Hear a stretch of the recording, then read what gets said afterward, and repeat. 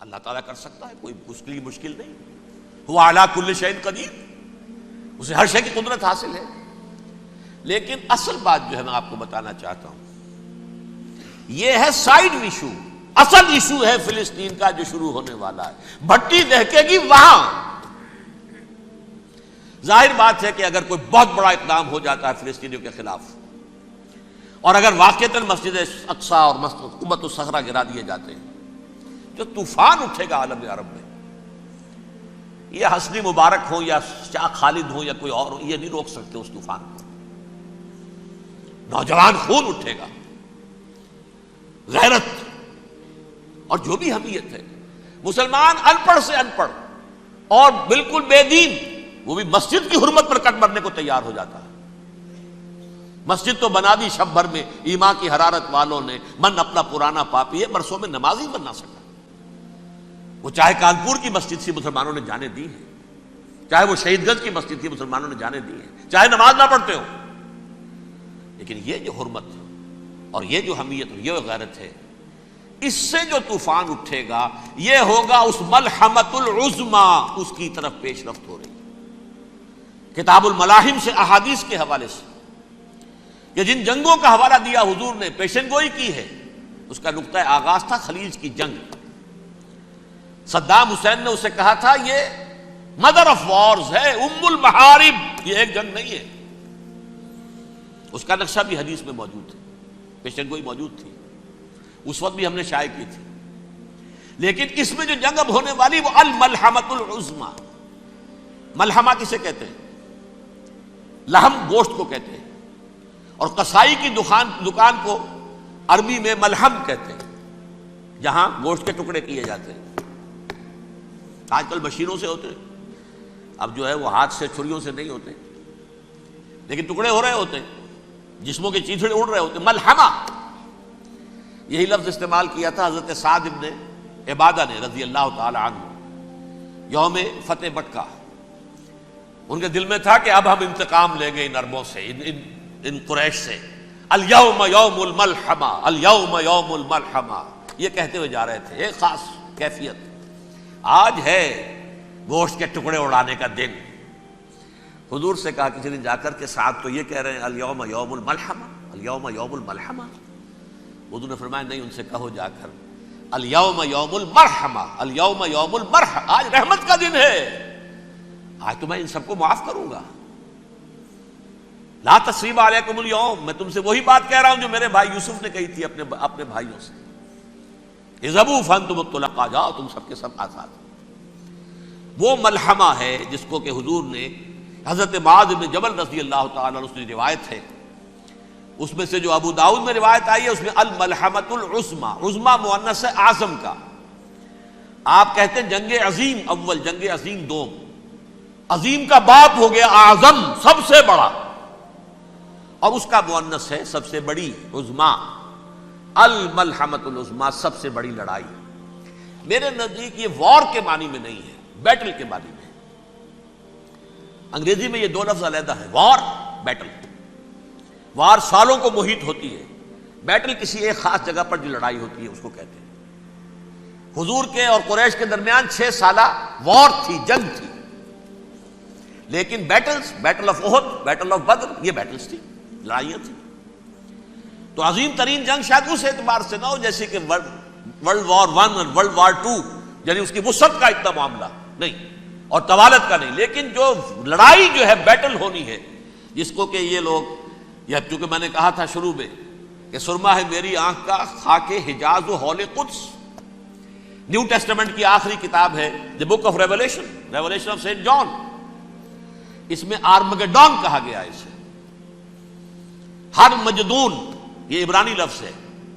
ہر کہتے ہیں اونچی جگہ کو، سطح مرتفع. مجدون میگیڈو، میگیڈو ایک وادی ہے، مرتفع، وادی مرتفع.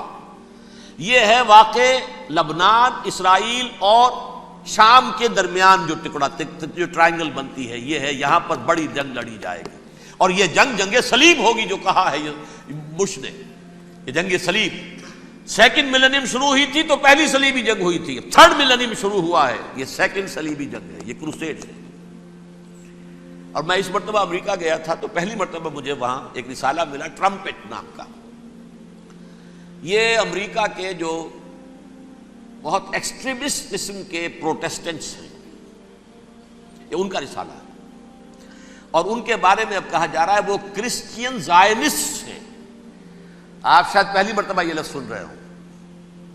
زائنسٹ تو ہم سمجھتے ہیں یہودیوں کو، کرسچین زائنسٹ وہ ہیں جو ہیں تو عیسائی پروٹیسٹنٹس ہیں، لیکن اسرائیل کے وہ حمایتی یہودیوں سے بڑھ کر ہیں.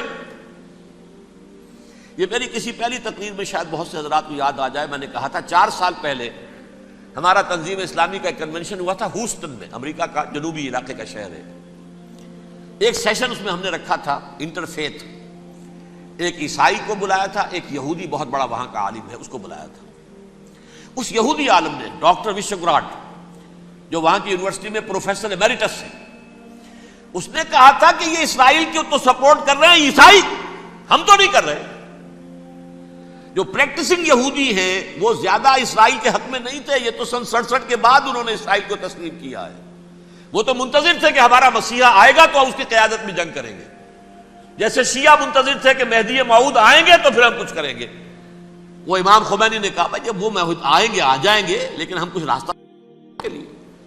زائنسٹ نے آگے بڑھ کر ریاست قائم کر لی، اور جب یروشلم پر بھی پورا قبضہ کر لیا تب جو ہے در حقیقت مذہبی یہودی جو ہے پھر انہوں نے اپنایا ہے، اون کیا ہے، اور نئے سیٹلمنٹس جو بھی بنے ہیں وہاں پر اسرائیل میں، اس میں اکثر و بیشتر مذہبی یہودی آیا، اور بروکلن کے علاقے سے سب سے بڑھ کر آئے ہیں، جو امریکہ میں نیو یارک کا ایک جنوبی علاقہ ہے، بہت بڑا یہودیوں کا بہت بڑا گڑھ ہے. نیو یارک کو جیو یارک بھی کہا جاتا ہے، وہ تو اصل میں مرکز جو ہے وہ تو یہودیوں کا ہے.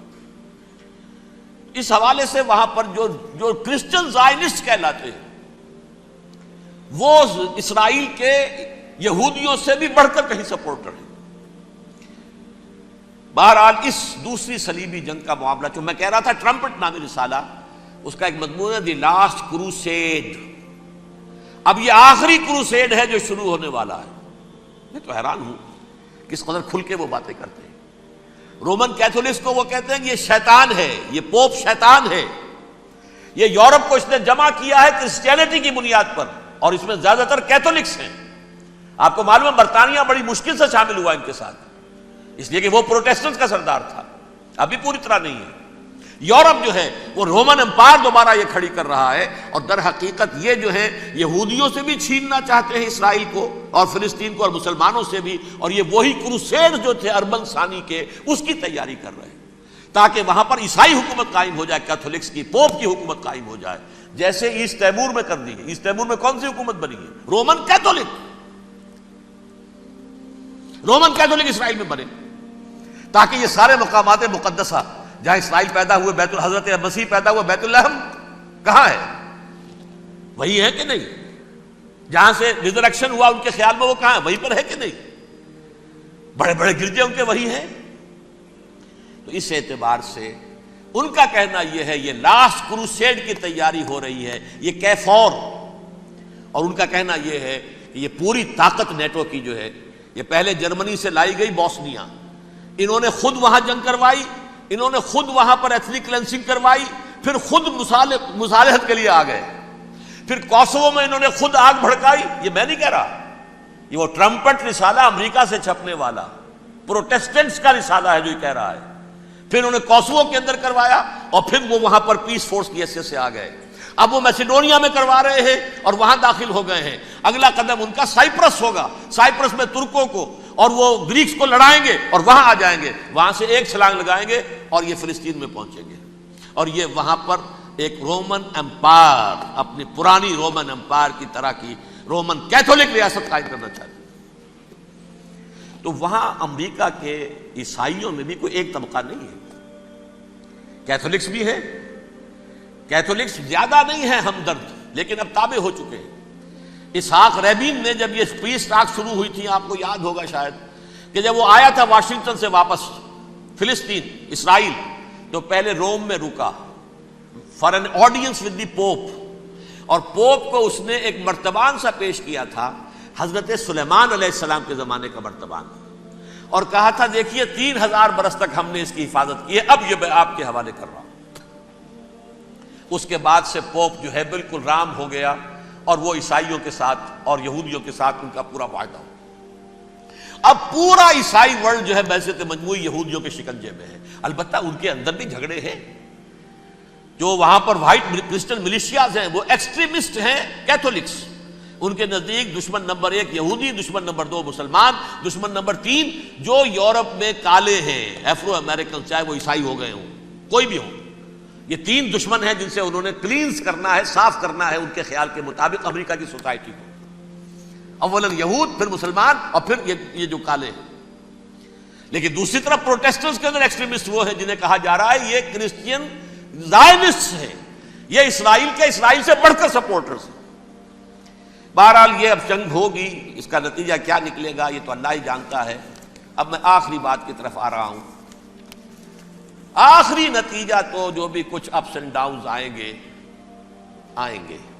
تلک الایام نداولھا بین الناس. آخری نتیجہ ڈراپ سین وہ یہ ہوگا کہ اللہ کے دین کا بول بالا ہوگا اور پوری دنیا پر محمد کے لائے ہوئے دین صلی اللہ علیہ وسلم کی حکومت قائم ہوگی.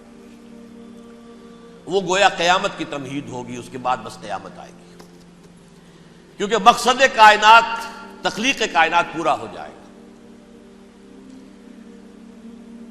پوری مخلوقات کے اندر مقصد تخلیق، کلائمیکس آف کریشن محمد الرسول اللہ صلی اللہ علیہ وسلم. دین کی تکمیل محمد الرسول اللہ صلی اللہ علیہ وسلم. اور اس خلافت عرضی کے لیے جو حضرت آدم کو خلافت دی گئی تھی، جب اس میں وہ خلافت پوری دنیا پر قائم ہو جائے گی اس کا مقصد پورا ہو جائے گا. And that will be the beginning of the end. اس کے بعد قیامت ہے. آخری نتیجہ تو یہ نکلنا ہے. اس سے پہلے سزائیں ہمیں بھی مل رہی ہیں.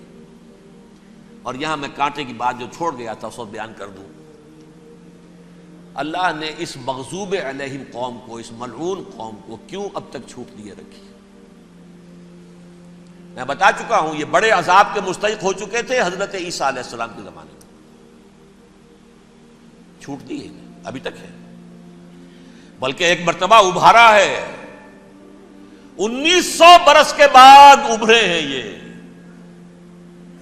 بالفور ڈیکلریشن 1917 سن 70 عیسوی کے بعد، تقریباً 1900 برس، 1850 برس تو ہے ہی کم سے کم. پھر creation of Israel 1948، 1967 extension of Israel, یروشلم پر قبضہ. یہ سارا جو ہے کیوں ہے؟ اللہ تعالیٰ اس خیر امت محمد صلی اللہ علیہ وسلم، اس کے بہترین حصے کو سزا ان ملعونوں کے ہاتھوں دے رہا ہے. کیوں؟ جو جرم انہوں نے کیا تھا وہی ہم نے کیا. انہوں نے اللہ کی کتاب کو پیٹھ کے پیچھے پھینکا. نبذ فریق من الذین اوتوا الکتاب کتاب اللہ وراء ظہورہم. ہم نے اپنی پیٹھوں کے پیچھے پھینکا کہ نہیں؟ کولونیل رول سے آزاد ہوئے، کہیں اسلامی قانون نافذ کیا، کہیں اسلامی نظام قائم کیا. تو جو جرم ان کا تھا وہی ہمارا ہے.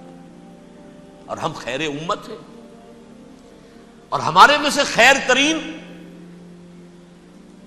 عرب ہیں. ان پر اللہ کا فضل، ان کی مادری زبان میں اللہ کی کتاب موجود ہے. پھر انہوں نے اللہ کے دین کو پیٹھ دکھائی. جو ملک آزاد ہوا کولونیل رول سے، یا اس نے قبلہ کر لیا اپنا ماسکو کی طرف یا کر لیا واشنگٹن کی طرف. کسی نے مکے کو قبلہ بنایا. یہ بدترین سزا ہے. ویل للعرب من شر قد اقترب. اور ترمذی شریف میں تو یہاں تک روایت ہے من اقتراب الساعۃ ہلاک العرب. قیامت کے قرب کی ایک نشانی یہ بھی ہوگی کہ عرب ہلاک ہو جائیں گے. ایک حدیث میں الفاظ آتے ہیں کہ حضور نے جب کہا یہ ہوگا یہ ہوگا یہ ہوگا، یہ بربادی آئے گی، تو کسی زوجہ محترمہ نام میں بھول رہا ہوں، انہوں نے پوچھا کہ عرب اس دن کہاں ہوں گے؟ فرمایا العرب یومئذ قلیل، بہت کم. آخری خاتمہ ہونا ہے یہود کا حضرت مسیح علیہ السلام کے ہاتھوں. وہ عذاب جو 2000 برس تک ان سے چلا رہا وہ آئے گا اور ان کے رسول ہی کے ہاتھوں آئے گا. لیکن اس سے پہلے مسلمانوں پر یہ عذاب آ رہا ہے، ہولوکاسٹ کے درجے کا عذاب آ رہا ہے. البتہ ہم پاکستانی اس میں یوں سمجھ لیجئے کہ وہ تو خبریں موجود ہیں احادیث میں، وہاں تو جو ہونا ہے. اتنے انسان مریں گے کہ ایک پرندہ جو ہے اڑتا چلا جائے گا، وہ نہیں چاہے گا کہ نیچے اترے تو کسی لاش پر اترے، اسے جگہ نہیں ملے گی زمین خالی کر کہیں اتر سکے، تھک ہار کر گرے گا، مرے گا تو بھی لاش کے اوپر گرے گا. یہ الفاظ ہیں حضور کے صلی اللہ علیہ وسلم. الملحمۃ العظمی الملحمۃ الکبریٰ، یہ لاسٹ کروسیڈ ٹرمپٹ اخبار نے، میں اس کا فوٹو اسٹیٹ بھی کبھی آپ کو دکھا دوں، ویسے میرے ساتھ ہے وہ رسالہ ٹرمپٹ، دی لاسٹ کروسیڈ، اس کی تیاری ہو رہی ہے. وہ الملحمۃ العظمی اور ملحمۃ الکبریٰ جو ہے وہ آنے والی ہے. ابن ماجہ میں کبریٰ کہا ہے، اکبر کا مؤنث کبریٰ، ملحمہ کبریٰ سب سے بڑی جنگ اور ملحمہ عظمی سب سے عظیم جنگ. یہ ہوگی اور بہت جلد ہوگی.